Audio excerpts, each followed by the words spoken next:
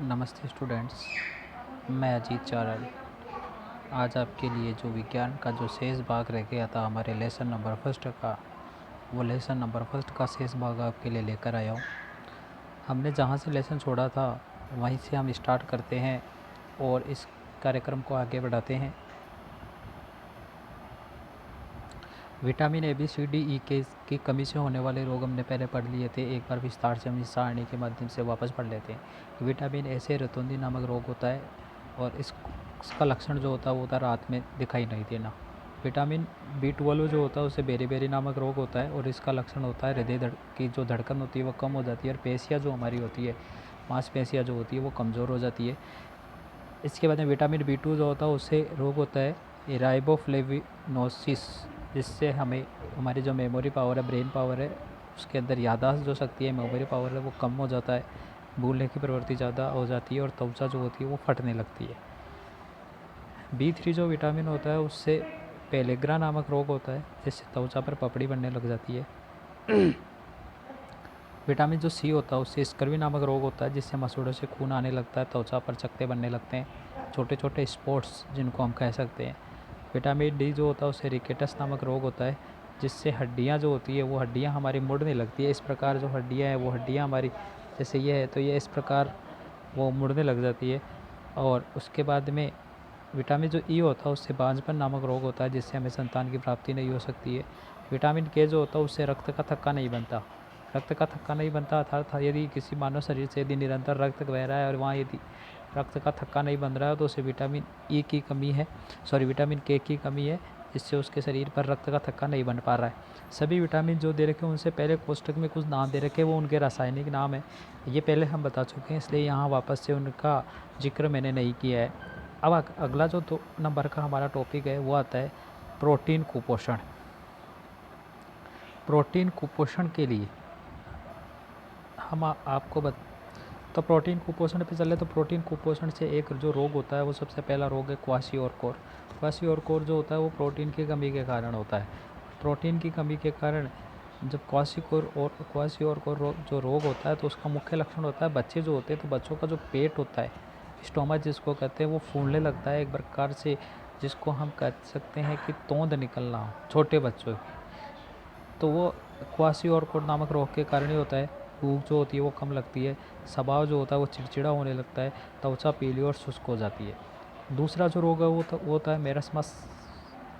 मेरस्मस नामक रोग जो होता है उसका कारक होता है प्रोटीन और ऊर्जा। यदि ये दोनों कम हो तो मेरस्मस नामक रोग होता है, जिससे शरीर जो है वो दुर्बल होने लगता है और जो आँखें हैं, हमारी जो आँखें होती है वो अंदर की ओर धंस जाती है। तो इस कारण एक कंपटीशन एग्ज़ाम जो था उस एग्ज़ाम के अंदर भी पूछा गया था कि प्रोटीन की कमी से कौन सा रोग होता है, तो प्रोटीन की कमी से केवल क्वाशियोरकोर नामक रोग होता है, और प्रोटीन और ऊर्जा यदि दोनों संयुक्त रूप से कम हो तो मेरस्मस नामक रोग होता है। ये हमारे को याद रखना है। अब हमारा तीसरा टॉपिक है खनिज कुपोषण। खनिज कुपोषण, तो खनिज का जो नाम है वो आपको दे रखा है, स्रोत दे रखा है और रोग और कार्य दे रखा है। सबसे पहला जो खनिज है वो Na है। Na की हम चर्चा करें तो सबसे पहले जनरली हम घर के अंदर जो नमक खाते हैं उस नमक का रासायनिक नाम होता है NaCl। NaCl अर्थात सोडियम क्लोराइड। सोडियम क्लोराइड हम इसको कहते हैं।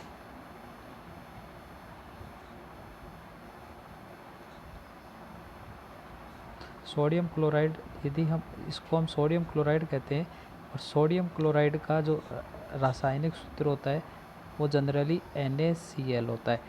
NaCl में ये जो Na है, ये जो सोडियम है, ये हमें जल से प्राप्त होता है, नमक से प्राप्त होता है, और नमक से प्राप्त होता है सोडियम, तो नमक में सोडियम पाया जाता है। या समुद्री भोजन जो होते हैं, समुद्री भोजन जो समुद्र में रहने वाले जीव जंतु होते हैं, उनका जब मानव जो है वो सेवन करता है तो उनसे भी सोडियम की प्राप्ति होती है। अगला है पोटेशियम। पोटेशियम एक तो जैसे कि जनरली सभी में पाया जाता है, जो भी ऑल आइटम्स जो होते हैं उनमें पोटेशियम जो है ये पोटेशियम पाया जाता है, लेकिन जनरली सभी में पोटेशियम पाया जाता है। एक जो होता है वो जैसे केला, जिसको हम बनाना कहते हैं, BANANA, बनाना जो है, इस बनाना के अंदर और सभी जनरली सभी आइटम्स में पोटेशियम पाया जाता है। तो यदि ये हमें नहीं मिले तो हमारा जो तंत्रिकीय आवेश है, तंत्रिकीय आवेश जो है वो कमज़ोर हो जाता है और मांसपेशियों का जो संतुलन है वो कम हो जाता है। ये दोनों हमें निश्चित मात्रा में हमारे भोजन में मिले तो तंत्रिकीय आवेश और मांसपेशियों जो संतुलन है वो बराबर बना रहता है। इसके अगला जो है वो है खनिज, कैल्शियम और फास्फोरस। दोनों का सेम कार्य है। कैल्शियम जो है वो स्पेशली मिल्क जो होता है, दूध जिसको हम कहते हैं, उस मिल्क में, और फास्फोरस जो है वो बाजरा और यकृत जिसको हम यकृत जो होता है उसको लीवर कहते हैं, LIVER लीवर। अब देखो लीवर क्या होगा, जो नॉनवेज ग्रहण करते हैं, जो नॉन वेजिटेरियन है, वो जो भी मांसाहारी जो व्यक्ति हैं, तो जो लीवर होता है जंतुओं में, वो जंतुओं का जो लीवर होता है उसके अंदर फास्फोरस होता है प्रचुर मात्रा में। तो ये जो कार्य है ये कैल्शियम और फास्फोरस जो है हड्डियों और दांतों को मजबूत बनाने का कार्य करते हैं।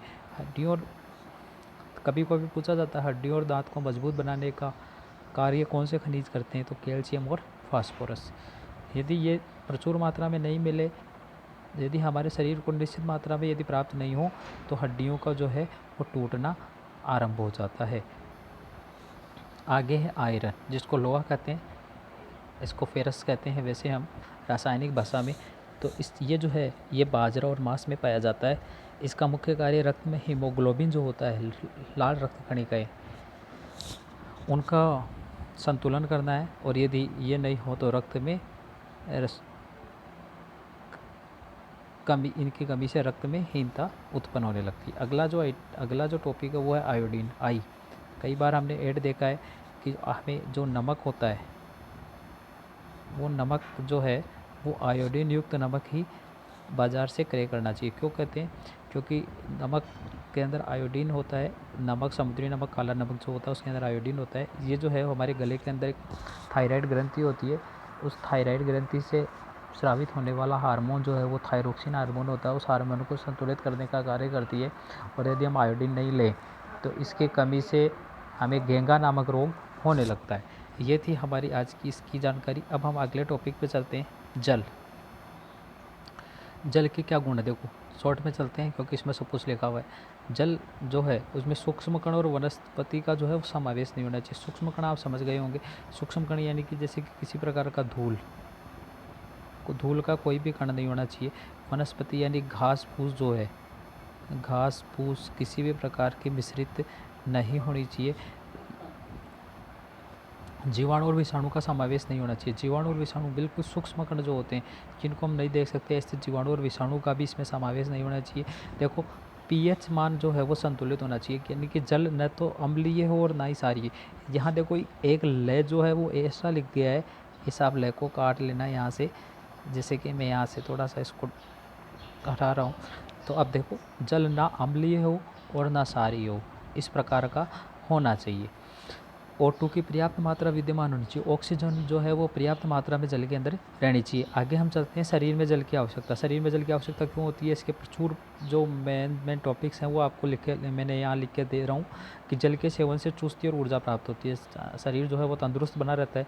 जल के सेवन से थकान नहीं होती, और जल के सेवन से रेशों की मात्रा संतुलित रहती है। रेशे जो हम ग्रहण करते हैं भोजन के माध्यम से, जो भी रेशे वाली जो भोजन के लिए उपयुक्त होती है वो हम जो प्राप्त करते हैं भोजन सामग्री, तो हमारे शरीर के अंदर जो भी रेशों वाले भोजन हैं उनको रेशों को संतुलित करने का कार्य जल करता है। जल के सेवन से रोग प्रतिरोधक क्षमता बढ़ती है। आज हम कोरोना से ग्रसित हैं। कोरोना से समस्त विश्व जो है वो इस कोरोना से जो महामारी है, इस महामारी से सामना कर रहा है। लेकिन जो आरोग्य केंद्र हैं, हमारे भारत के प्रधानमंत्री जी हैं, वो बार बार आह्वान कर रहे हैं कि जल का ज़्यादा से ज़्यादा सेवन करें। और जल का सेवन करने से क्या होता है, शरीर के अंदर रोग प्रतिरोधक जो क्षमता होती है वो बढ़ती है। जल के सेवन से मोटापा नहीं बढ़ता है। जल का जो सेवन होता है उससे एलर्जी की संभावना कम होती है। जल के सेवन से फेफड़ों में जो होता है वो संक्रमण नहीं होता। जल के सेवन से पथरी जो होती है, स्टोन जिसको कहते हैं, उसकी संभावना भी क्या होती है, कम हो जाती है। जल के सेवन से सर्दी और जुकाम जो है वो भी कम लगते हैं। अब दुष्प्रभाव है हमारा अंतिम टॉपिक। देखो यदि हम दूषित जल ग्रहण करेंगे, जो जल बिल्कुल स्वच्छ नहीं होगा, जिसमें सूक्ष्म कणों का समावेश होगा, जैसे धूल मिट्टी कण या वनस्पति का, यदि जैसे घास फूस जो है यदि उसका समावेश हो, जीवाणु विषाणु का समावेश हो, पीएच मान जो है वो संतुलित नहीं हो, O2 की भरपूर मात्रा नहीं हो, तो क्या हो सकता है? इसके लिए क्या हो सकता है, देखो कौन कौन सी बीमारियाँ फैल सकती है। हैजो और पेचिस जो है वो फैल सकता है। संक्रामक रोग जैसे हेपेटाइटिस, फ्लू, कोलेरा, टाइफाइड, पीलिया, और एक जो सबसे खतरनाक रोग है, अंडरलाइन किया है मैंने इसे, नारू रोग, जिसे ड्रैकनकुलस मेडिनेंसिस, यह इसका रासायनिक नाम है। ये रोग फैल सकता है जिसमें नारू में एक धागे के समान एक शरीर में एक फोड़ा होता है, और फोड़े से उसमें धागे के समान से ये जो बीमारी होती है वो निकलती है। तो ये जो नारू रोग है, इस नारू रोग के उन्मूलन के लिए सन 2000 में राजस्थान सरकार द्वारा रोकथाम के जो है वो प्रयास प्रारंभ किए गए थे। ये भी पूछा जा सकता है कि राजस्थान सरकार द्वारा नारू उन्मूलन जो है वो कब प्रारंभ किया गया, तो सन 2000 में। यह आज की जानकारी है। यदि आपको किसी भी प्रकार की कोई भी समस्या हो इस टॉपिक में, तो ग्रुप के माध्यम से, ग्रुप में हमारे नंबर हैं, वहाँ ग्रुप से आप मेरे को मैसेज कर सकते हैं पर्सनली, या फिर यूट्यूब पे जो कमेंट्स बॉक्स है उस कमेंट्स बॉक्स में अपना कमेंट डाल के मेरे से अपनी जो भी कोई प्रॉब्लम है वो सॉल्व कर सकते हैं। अब जो आगे का टॉपिक है उस वो टॉपिक लेके फिर हम आपसे शीघ्र ही मुलाकात होगी। इसके लिए धन्यवाद। ये टॉपिक कंटेस्ट करिए, तैयार कीजिए। Thank you so much.